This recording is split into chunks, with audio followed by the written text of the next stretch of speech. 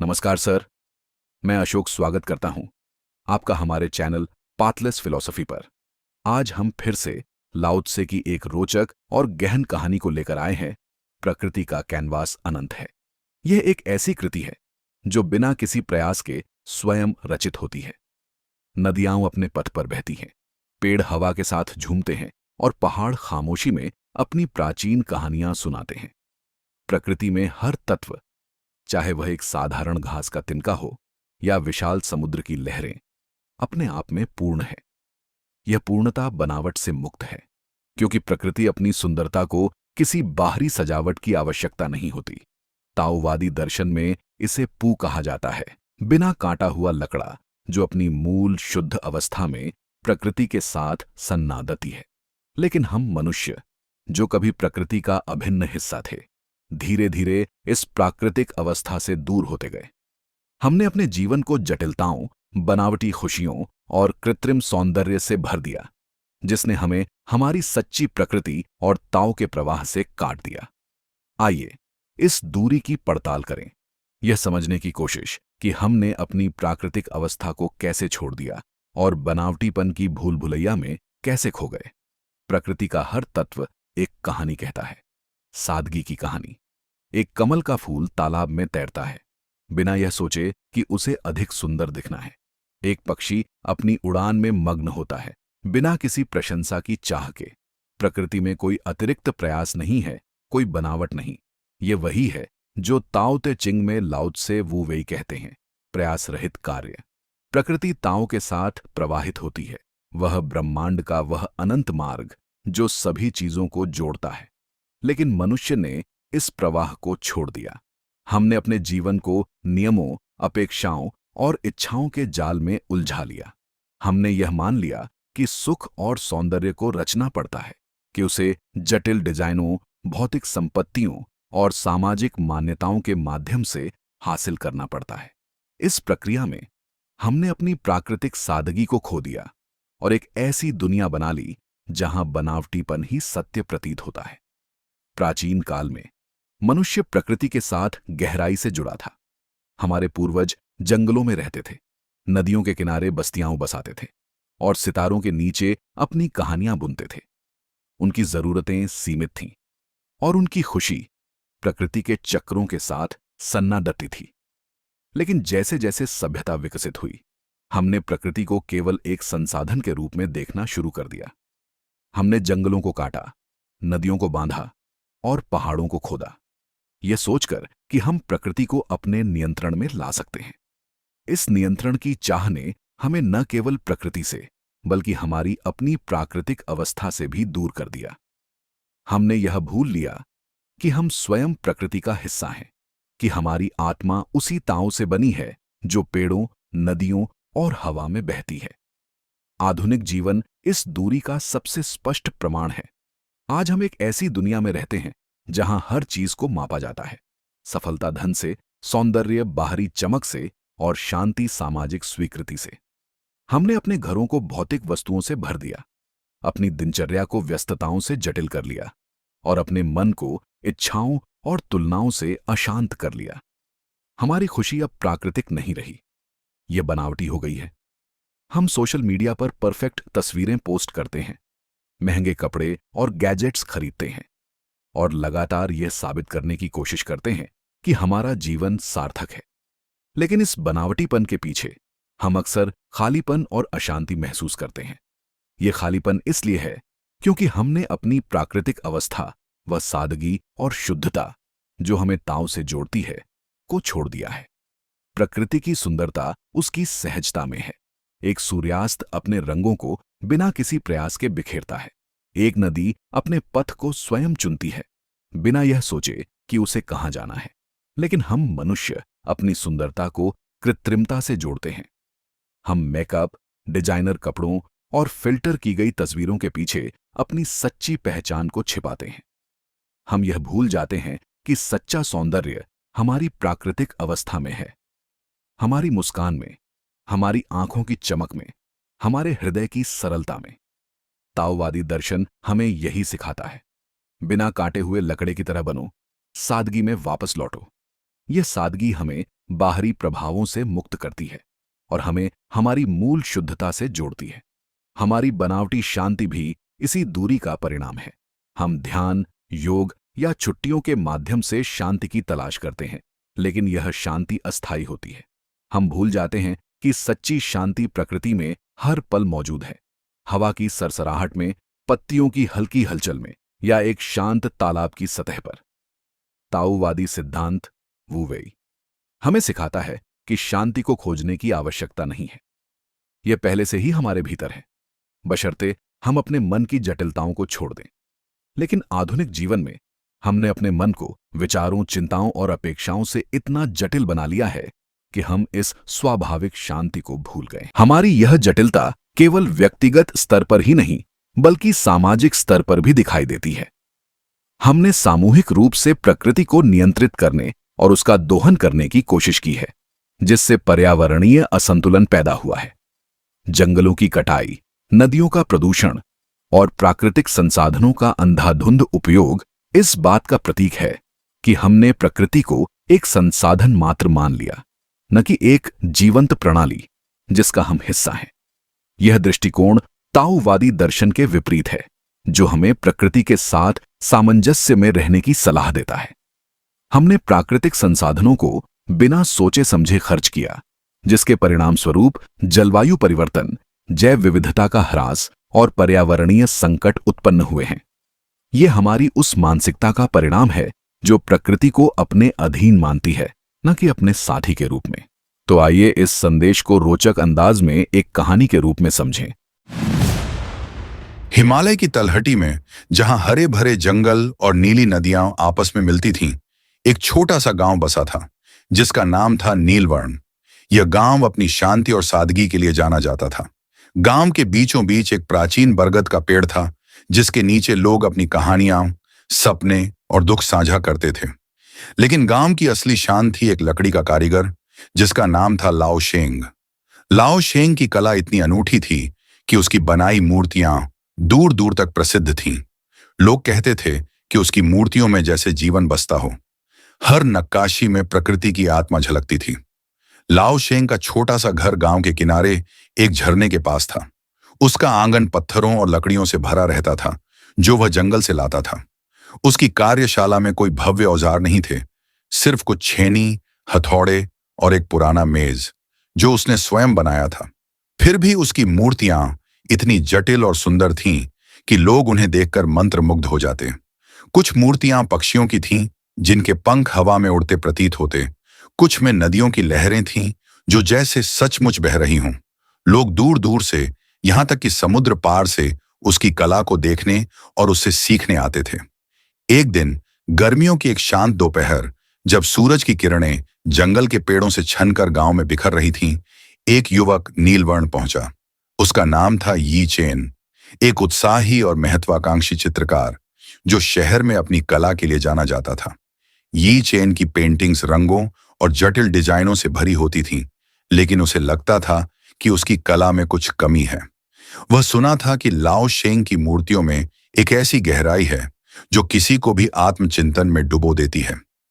यी चेन ने सोचा कि शायद लाओ शेंग से वह रहस्य सीख सकता है जो उसकी कला को पूर्ण कर दे। यी चेन लाओ शेंग के घर पहुंचा। वह आंगन में खड़ा होकर मूर्तियों को देखने लगा। एक मूर्ति में एक बाघ था जो जैसे अभी जंगल से निकल कर आया हो। उसकी आंखों में एक शांत लेकिन शक्तिशाली भाव था। दूसरी मूर्ति में एक कमल का फूल था जो तालाब की सतह पर तैरता प्रतीत होता था। यी चेन हैरान था। उसने सोचा, इन मूर्तियों में ऐसा क्या है जो मेरी कला में नहीं है? क्या यह तकनीक है या कोई जादू? लाओ शेंग उस समय अपनी कार्यशाला में एक लकड़ी के टुकड़े पर काम कर रहा था। वह एक साधारण सा वृद्ध व्यक्ति था जिसके चेहरे पर झुर्रियां थीं, लेकिन आंखों में एक गहरी शांति। उसने यी चेन को देखा और मुस्कुराते हुए कहा, युवक, तुम्हारी आंखों में सवाल हैं। बोलो, क्या जानना चाहते हो? यी चेन ने उत्साह से पूछा। मास्टर लाओ शेंग, आपकी मूर्तियां जीवंत क्यों लगती हैं? आप इतनी सुंदर और जटिल नक्काशी कैसे करते हैं? क्या यह कोई विशेष तकनीक है या कोई गुप्त ज्ञान? लाओ शेंग ने अपनी छेनी नीचे रखी और एक बिना तराशा हुआ लकड़ी का टुकड़ा उठाया। वह लकड़ी साधारण थी, न कोई आकार, न कोई चमक। उसने उसे यी चेन की ओर बढ़ाते हुए कहा, यह लकड़ा देखो, यह अपने आप में पूर्ण है। मैं इसमें कुछ जोड़ता नहीं, बल्कि अनावश्यक हिस्सों को हटाता हूं। जब मैं इसे छूता हूं तो मैं इसे वैसा ही छोड़ने की कोशिश करता हूं जैसा यह प्रकृति में था। यी चेन हैरान हुआ। उसने कहा, लेकिन मास्टर, यह तो बस एक साधारण लकड़ा है, इसमें क्या खास है? आपकी मूर्तियां तो इतनी जटिल और सुंदर हैं। आप कह रहे हैं कि आप कुछ जोड़ते नहीं? लाओ शेंग ने हल्के से हंसते हुए कहा, यही तो इसकी सुंदरता है यी चेन। ये बिना किसी बनावट के अपनी मूल अवस्था में सच्चा है। जितना कम मैं इसे बदलता हूं, उतना ही यह अपनी शक्ति और सादगी को दर्शाता है। यी चेन को यह जवाब समझ नहीं आया। वह शहर से आया था जहां कला का मतलब था रंगों की चमक, जटिल पैटर्न और लोगों का ध्यान खींचना। उसने कहा, मास्टर, लेकिन लोग तो आपकी मूर्तियों की जटिलता की तारीफ करते हैं। आप कह रहे हैं कि आप कुछ जोड़ते नहीं, फिर भी आपकी कला इतनी प्रभावशाली कैसे है?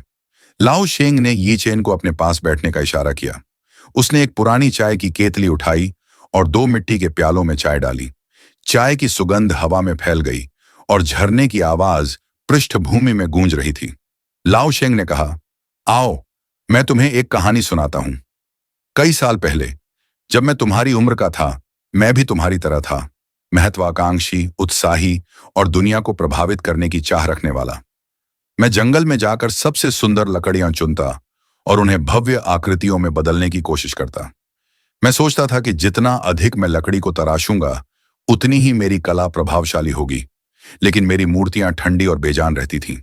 लोग उन्हें देखते, तारीफ करते, लेकिन उनकी आंखों में वह चमक नहीं होती थी जो मैं चाहता था। एक दिन मैं जंगल में एक बूढ़े साधु से मिला। वह एक पेड़ के नीचे ध्यान मग्न बैठा था। मैंने उससे अपनी परेशानी बताई। उसने मुस्कुराकर कहा, लाओ शेंग, तुम लकड़ी को बदलने की कोशिश कर रहे हो, लेकिन तुम उसे सुन नहीं रहे। हर लकड़ी में एक कहानी होती है, एक आत्मा होती है। उसे वही रहने दो जो वह है। अनावश्यक को हटाओ और उसकी सच्चाई को उजागर होने दो। मैंने उस साधु की बात पर विचार किया। मैंने जंगल में एक साधारण सी लकड़ी चुनी और उसे बिना किसी योजना के तराशना शुरू किया।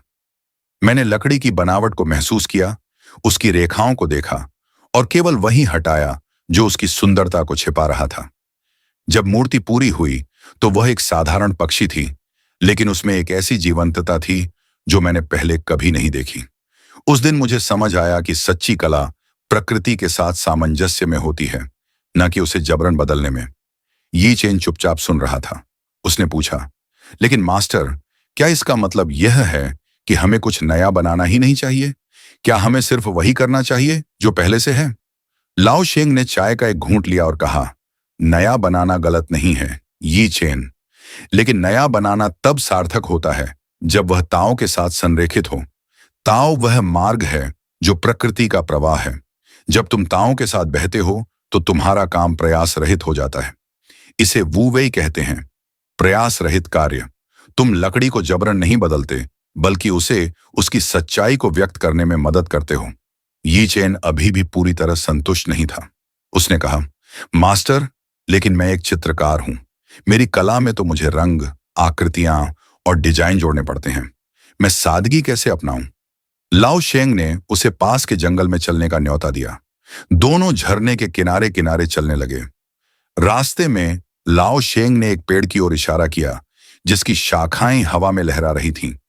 उसने कहा, इस पेड़ को देखो, यह कितना साधारण फिर भी कितना शक्तिशाली है। इसकी शाखाएं हवा के साथ नाचती हैं, लेकिन यह अपनी जड़ों में मजबूत है। तुम्हारी कला भी ऐसी हो सकती है, सादी लेकिन गहरी। जंगल में एक छोटे से तालाब के पास पहुंचकर लाओ शेंग रुका। तालाब का पानी इतना साफ था कि उसमें आसमान और पेड़ों का प्रतिबिंब दिख रहा था। उसने कहा, यह तालाब देखो, यह कुछ नहीं करता, फिर भी यह सब कुछ दर्शाता है। तुम्हारी कला भी ऐसी हो सकती है जो बिना प्रयास के गहराई को व्यक्त करे। यी चेन ने तालाब को देखा और कुछ देर के लिए खामोश हो गया।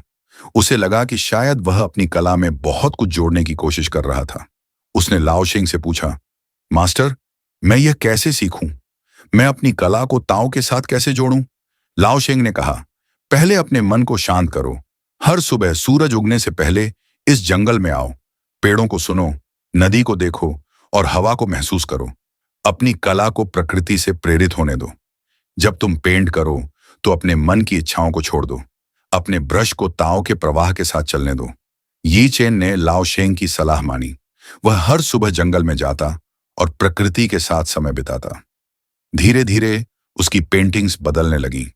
उसने जटिल डिजाइनों और भड़कीले रंगों का उपयोग कम कर दिया। उसकी नई पेंटिंग्स सादी थीं, कभी एक साधारण पेड़, कभी एक बहती नदी, कभी एक उड़ता पक्षी, लेकिन उनमें एक ऐसी गहराई थी जो लोगों के दिल को छू जाती थी। कुछ महीनों बाद यी चेन फिर से लाओ शेंग के पास लौटा। उसने अपनी एक पेंटिंग दिखाई जिसमें एक साधारण कमल का फूल था जो तालाब में तैर रहा था। पेंटिंग में कोई अतिरिक्त रंग या सजावट नहीं थी, फिर भी वह जीवंत और शांतिपूर्ण थी। लाओ शेंग ने पेंटिंग को देखा और मुस्कुराया।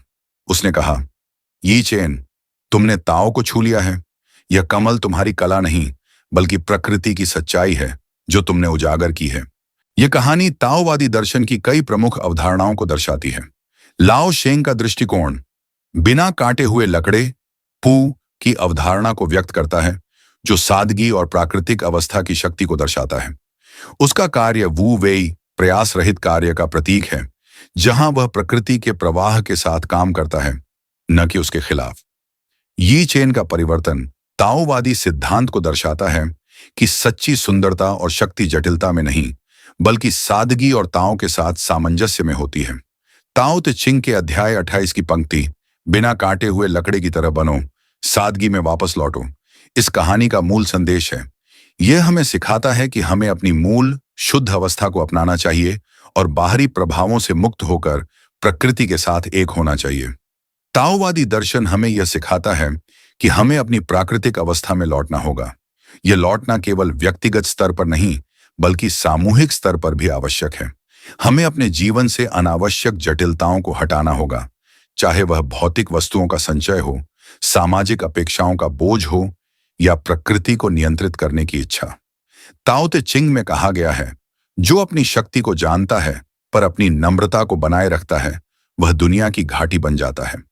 यह नम्रता हमें प्रकृति के साथ एक होने की प्रेरणा देती है। समझना होगा कि हम प्रकृति से अलग नहीं हैं, हम उसी ताओ का हिस्सा हैं जो हर जीव में प्रवाहित होता है। आधुनिक जीवन में हमें सादगी की ओर लौटने की आवश्यकता है। यह सादगी केवल कम सामान रखने या सरल जीवन जीने की बात नहीं है, बल्कि यह समझने की बात है कि हमारी सच्ची खुशी, शांति और सौंदर्य हमारी प्राकृतिक अवस्था में निहित है।